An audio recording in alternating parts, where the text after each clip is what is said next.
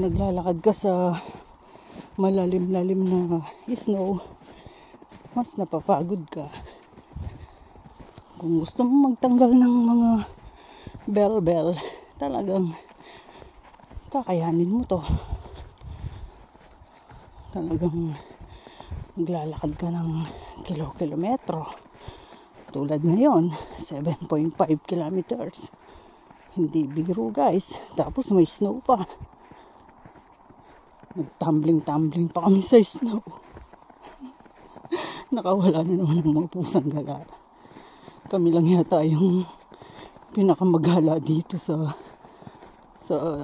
neighborhood na to. Napasukan na ng yelo yung sapatos ko.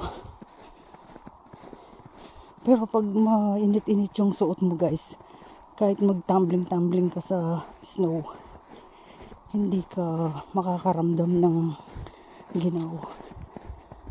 Kasi at the same time, malikot ang katawan mo. Gumagalaw ka. Tapos walang hangin. Kaya maganda sa pakiramdam. Malapit na kami. Meron ng kabayan.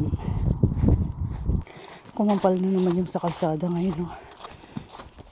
Basa lang siya kaya hindi halatang makapal. Nagkulay gray. Yung iba hindi naman.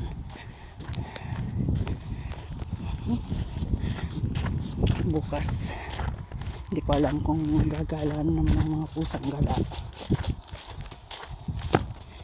Pahinga muna siguro. Tsaka sa Monday may trabaho na ulit si Abby. Kaya ngayon puro gala. Kapal na itong sa bakod